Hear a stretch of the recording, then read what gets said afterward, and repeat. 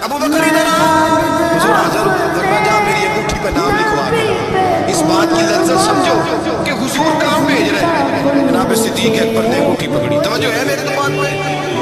حضور نے فرمایا اس پہ نہ اللہ کا نام لکھوا کے لا۔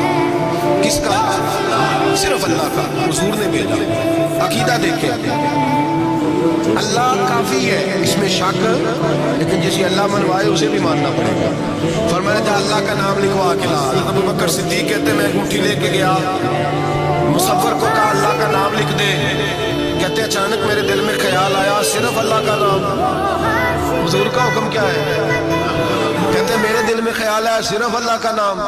کہتے میں نے اس کو کہا میرا اللہ کا نام نہ لکھنا، ساتھ میرے مصطفیٰ کا بھی لکھ دو۔ صرف اللہ کا نہ لکھنا، حضور کا بھی لکھو۔ نبی پاک کا حکم کتنا ہے؟